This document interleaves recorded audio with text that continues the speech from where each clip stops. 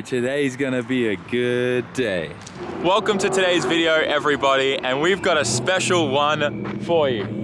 We are here at Radford Racing School, and we're gonna be jumping in some American muscle today. And boy, am I excited. Look at this thing. This thing is wild. It's a scat back on training wheels, both front and rear.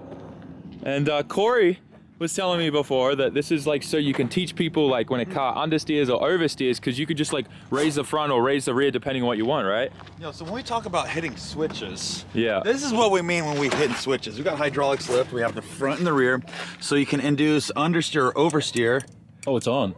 Just by touching how those you lift buttons. in the switches. So like if you check out the rear, so it lifts the rear of the car off the ground, and that adds more grip. So you can increase and decrease rear grip by how much you reduce the amount of that contact patch. That's awesome. That's a great thing. Well, that's the thing about this is you can do 15, 20 miles an hour and it simulates a high-speed oversteer situation. So a lot of those road racing guys don't get to experience that very often. So this is a really fun car, dude. It's super sick. Super cool. I'm excited. Hopefully we get to give that a little bit of a whip today. But yeah, Radford Racing School. So this is my first time ever being here. I'm going in blind. But my boy Hoss here can tell us all the good news and everything that I need to know. Chug that Starbucks. Oh yeah. Getting that juice. All right, so tell us everything about this place and what I need to know. Okay, the pedal on the right is the gas pedal. Okay, yep. The pedal in the middle, we don't use that one very much. And then you have the clutch, because you're gonna be driving a manual, which it's funny, because you look at the color of the cars here. You have the blue ones, and you have the red ones. Yeah.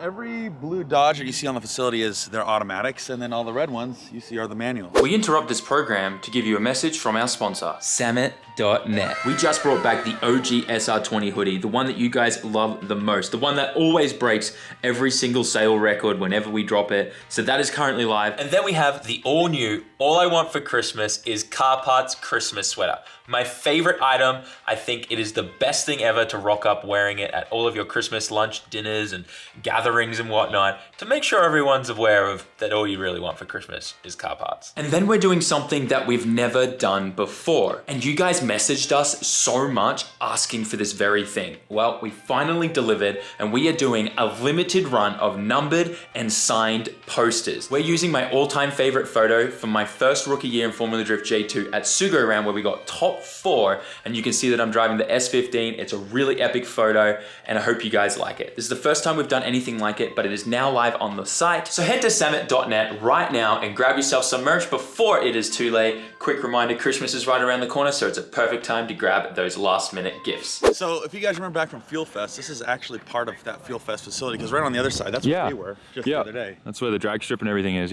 So this hidden gym has been tucked in the corner, and it's been here for decades. This place has been here for 20, 30 plus years. Wow. It was formerly known as the Bonnet Racing School, which I worked at for 14 years of my life. And then Radford came over here, took it over, and outfitted with a bunch of Dodges and a bunch of other So everything, all the cars I use here are all Dodges. What are they, Challengers or? Challengers and Chargers. They also have they have the SRT SUVs. I don't even know what those are called. I'm not a Dodge guru. I just know they're big V8 wagons, big V8 SUVs. Yeah. The cool thing is like working with Mike. You guys all hung out with Mike last night. We were playing basketball. Yeah, we're playing basketball with Micah. Mike runs this facility, and so working with Mike on a bunch of future projects like the Twitch 46, or maybe when you bring out your drift car, we literally have a facility where we can come and do some stuff and teach some other streamers. Like, could you guys like just imagine like XQC out here learning to drift? Anybody could come out here. Anybody that is even like Pokemon. Imagine that. That'd be funny as. Like just seeing some of those big time streamers, soda popping. Jake and Bake out here. We've been talking to Jake for so much, and Jake is going to be another one, and he's waiting to get his GT4 RS. But once again, he's another person that has been superly heavily getting into cars. The automotive scene on Twitch. And so it's been great. And we're not just talking about streamers, guys. Like we're going to probably bring out other YouTubers and other creators 100%. And people that like not even on like even TikTokers. Like we just want to bring drifting to all the new kind of like, I guess, what would you say, like almost like the new generation of like influencers. I hate that word influencers, but it is what it is. So this is the shop? Yep, this is the shop. So they got their lifts, they got the cars in here. So basically, after every time students come off track to take a break, the cars will come through here, get get a service, go through their multi-list point of inspection to make sure it's prepared so it can be driven on track literally all day. Yeah, that's cool. It's pretty cool because, like I said, it reduces the student having to do any of this, right? They can come in here and learn and watch what the mechanics are doing, but it's literally just focusing on driving. It's really overwhelming, dude. Yeah. You could take a 1 to 4 day class, and the last thing you want to do is learn how to drive, learn how to work on a car. That's true. Way too much information. Yeah. There's so much going on, so much you're worrying about with the car and stuff. It's so much easier to just like get in the driver's seat, have an instructor tell you what you need to do, not to do, and focus on that. This looks wild. Yeah. There's some cool stuff in here. This go-kart looks cool. Yeah, But what are these things? Dang. So these are F4 cars. So these are actually Honda-powered Formula cars that they use actually in their racing program. So you can literally do 3 days of Hellcats and then the final day drive one of these things, which is literally a proper Formula car. What kind of motors are in these? I'm curious. Honda 4-bangers. 4-banger. Yeah, I don't know what model Honda motor they are, but I was gonna say it's not like a K swap or anything. it might be actually. I'm not sure. I can ask somebody. Imagine that, like a K. So you just have both feet in the seat. You've driven one of these? Oh yeah, a lot. And just kind of put your legs straight in, and just hunker your way all the way down. What? Whoa. Oh yeah, this is actually kind of comfy. I could take a nap in this. Yeah, dude, you're literally laying out. Your feet are elevated a little bit. And like, I guess it's all paddle shifters because you got no room for using a clutch in this. Yep, the paddles are on the back of the wheel there. Alright, how does this go on? So yeah, you just kind of pull that up and slide it down.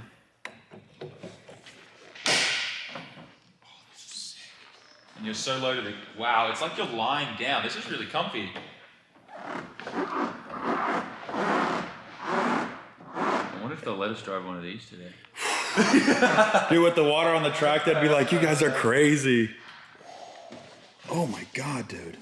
Yo, what is that? What is that little... Dude, that is so cool. It's literally like a little Honda... I don't know what motor that is. Let's see if you see stamping on the block. Stamp, yeah.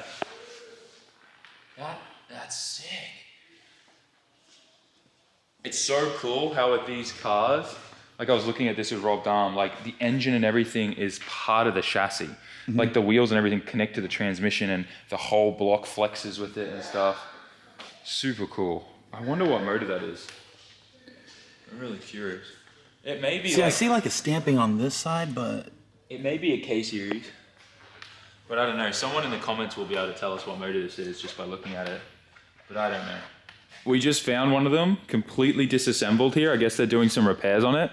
Engine's apart from the transmission, and we had a look here, and it says K20.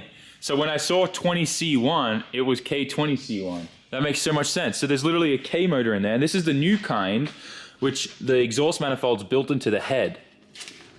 Oh, wow, they dry some. Dang. All right, I want to pull the van around, okay? We're going to load this thing up in our van. We're going to case off something. Just don't tell them. Yeah, let's just don't bolt the turbo onto it. Look at the import shaft for the transmission, man. It's so wild that's all part of the transmission. Like the suspension is like built into it. Very cool. Yeah, that's so cool. It's dope, dude. I just want one of everything. We'll just take one of everything, put it in my luggage with me. Even this go-kart's cool. This does kind of give me graveyard vibes. Look, I think that's one of the motors like disassembled there. Yeah, let's go look at Yeah. it. It can't be in good condition because they're like cutting wood and stuff here. Yeah. So. This is actually what they use the machine. Oh yeah. She went bang. Oh yeah. I don't know if you guys can see that. She went bang. Oh, there's no piston there at all. This one's from this little guy here. Yeah, that looks like a blown one. Let's say K20A on there. Yep, K20C1 there. Out of there. Yeah. So I wonder if this is the motor that blew up, and then that's the one they're putting in. That's probably. The hardness of it. Yeah, that's the new one they're probably putting in. I saw this and was like, what on earth is this little thing? And then it clicked in my head. This is a go-kart tire changer. This is where you pop the bead. This is where you, that's so cool. That's so, oh, that's awesome. So this here is my ride for today. I've never driven one of these. And then this is Denny, he's my instructor. And run me through, what are you going to teach me today? Some of the basics, like what are we doing? Yeah, what we're going to do is we're going to give you a little bit of car control basics on keeping grip with the car. Yep. We'll talk about weight transfer and things like that. And we're going to take you out to a miniature road course, what we call an autocross. Yep. It's essentially like an obstacle course that's set up with cones. Okay. And we'll do a little introduction to the course, and then we'll give you a few runs through the course, see how you do. Oh, I'm excited. And then later on, I definitely want to try that training wheels looking car. That Absolutely. looks cool. That thing is next. That's next? We're gonna do it. All right.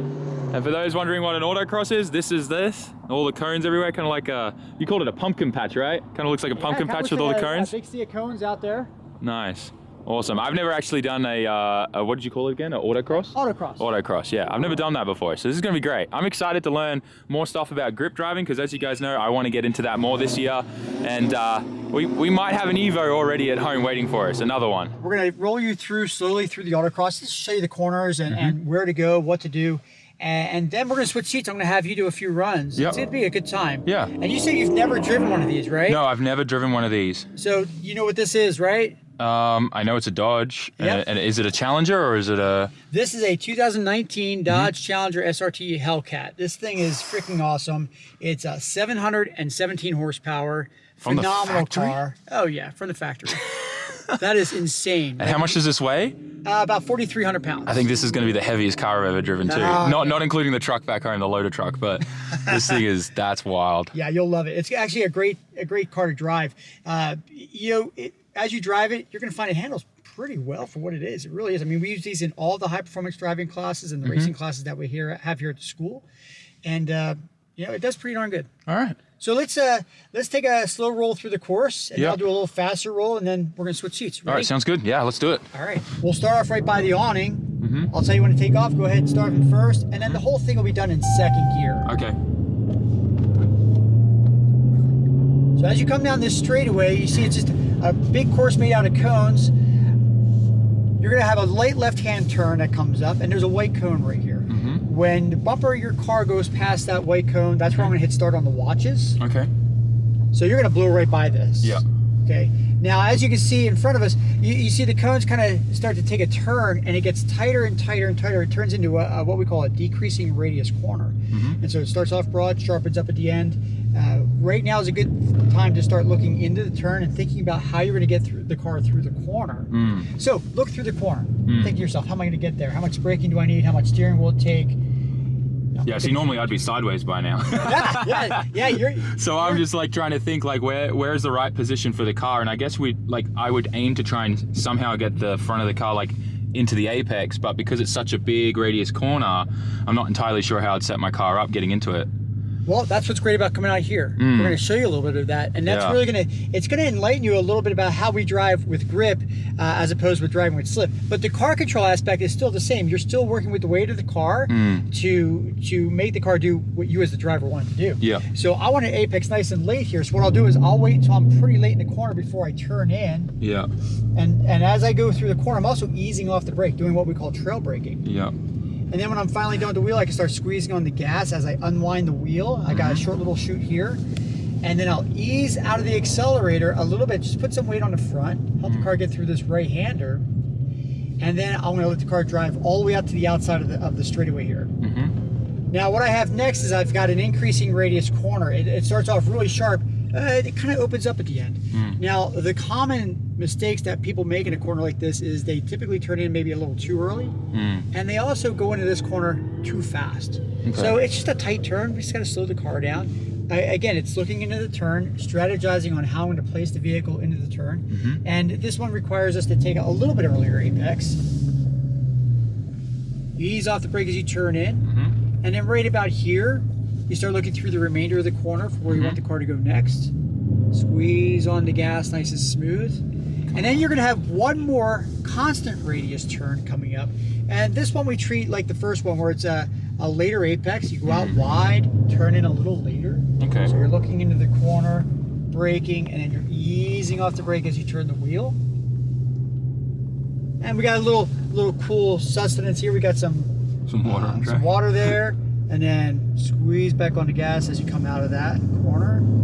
Oh, and then this would be the end of the course here. It's the end of the course at the white cone here. Oh, great. And then just ease off the gas. Okay.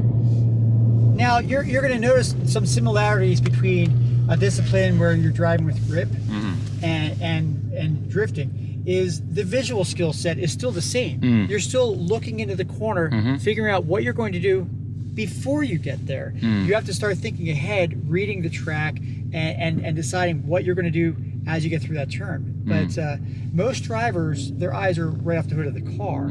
So we're constantly trying to retrain them into looking farther ahead, like you and I do as professional drivers. And so that part's still going to be the same. Yeah. The other big thing is that it's being smooth with the car, and again making the car do what you want it to do, which is simple. It's just simple inputs, basically.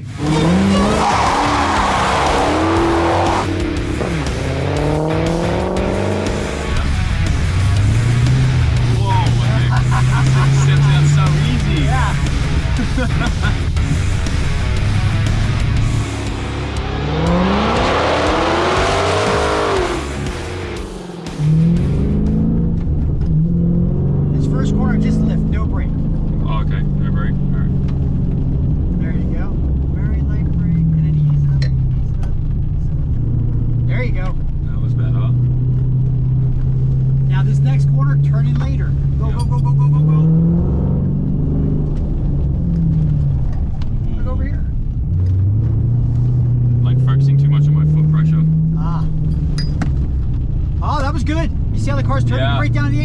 That was perfect. That was a perfect example. Yeah. Great job. That was great. That felt really natural. First runs were like 27.4, 27.8. So that last one was 26.3. I still got a lot to refine and work on. I'm struggling a little bit with like my braking point and stuff like that. Yeah. But this is learning a lot. Yeah. So we're going for a hot lap on the big track right now, and Denny's going to show us how it's done.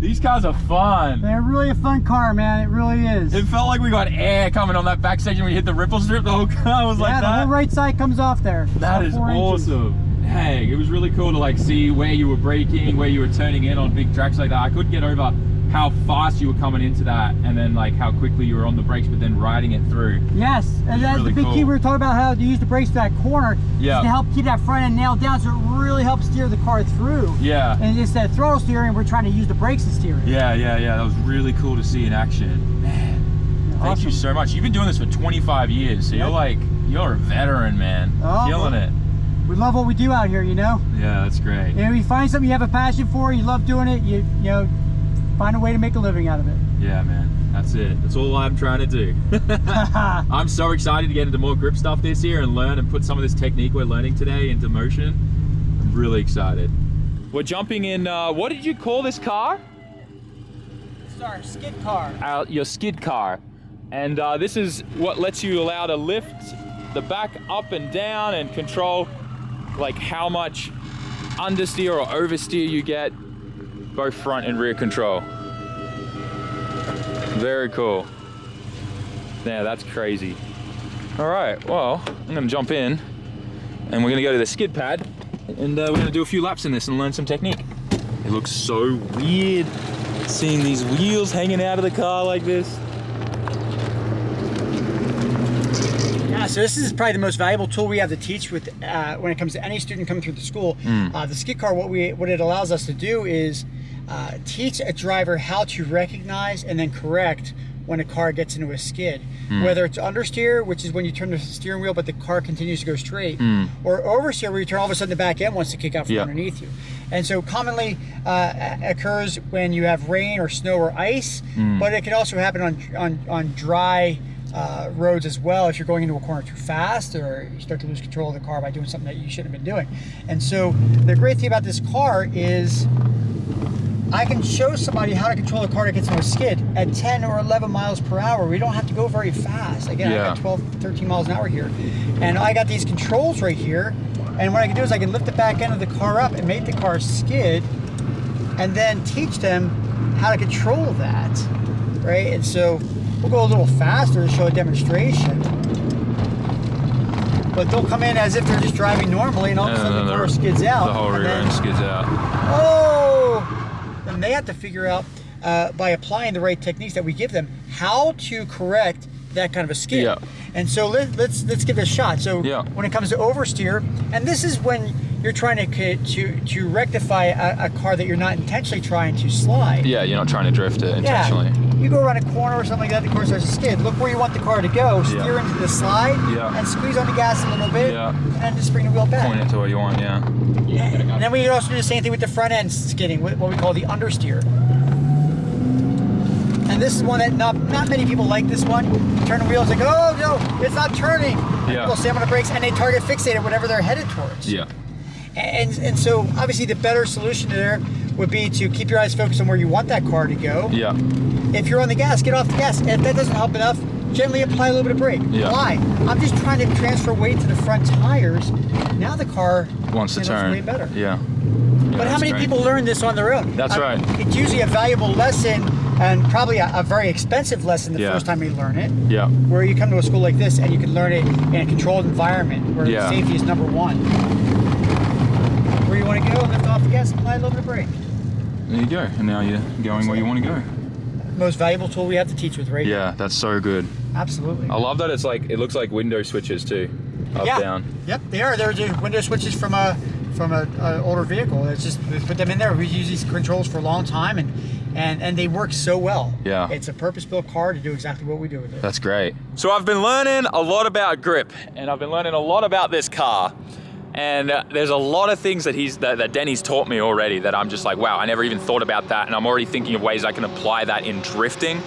But there's no way I wouldn't leave this facility without trying to drift one of these things. So I'm gonna hand the camera over to Hoss. It's gonna be sick. I'm so happy, dude. Oh, me too, man. American Thank you muscle. so much. American muscle drifting. Slide it sideways. I wish it was a Corvette though. Like Matt Field, a little bit of Matt Field stuff in me. Wait a like second, Matt Field versus SAMMIT. Dodge for Chevy, the ultimate battle. Ooh, 2023. yo, write that in write that in a an email to them and see, like, give them a proposal. Can we get a Dodge for the rear, please? With a sequential. So we can go smash our Chevy? Yeah, with the sequential daily. We're gonna try doing some donuts, just a few basic stuff, should be good.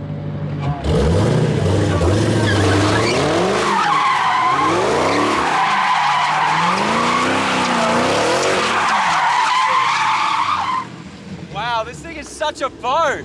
It's so hard to control.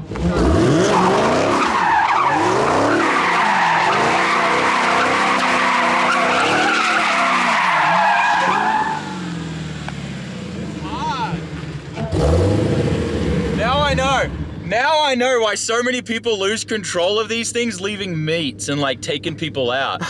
Like, these are actually like hard to control.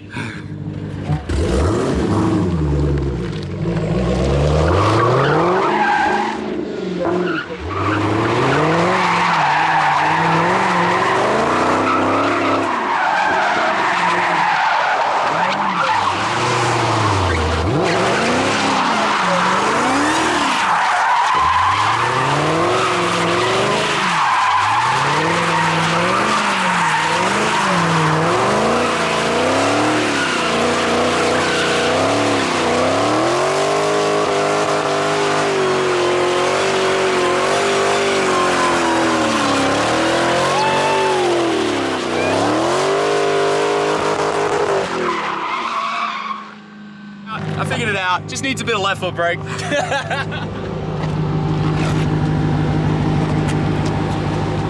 these things are like pretty fun. Yeah, they are, aren't they? They are. They got a ton of torque, ton of horsepower. These things want to go for sure. They definitely do.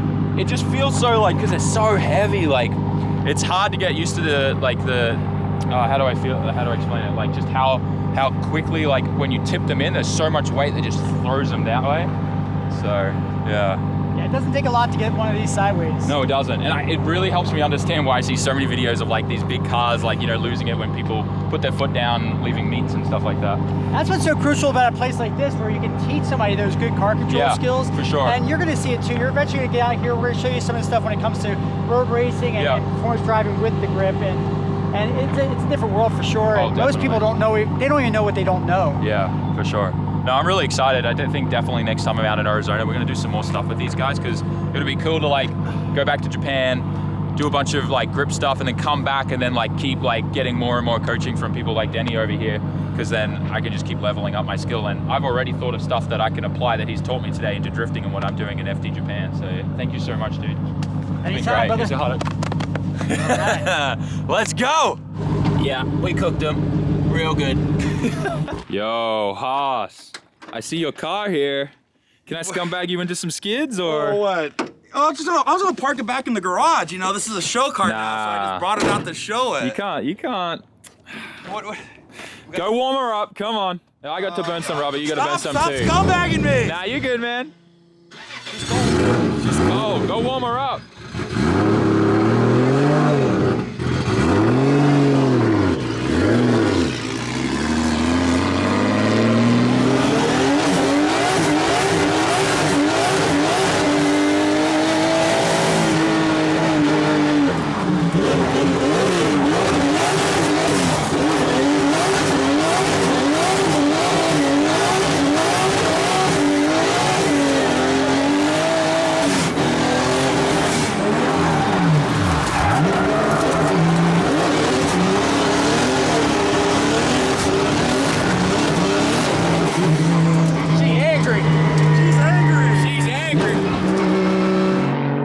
That thing is a weapon. It's rough.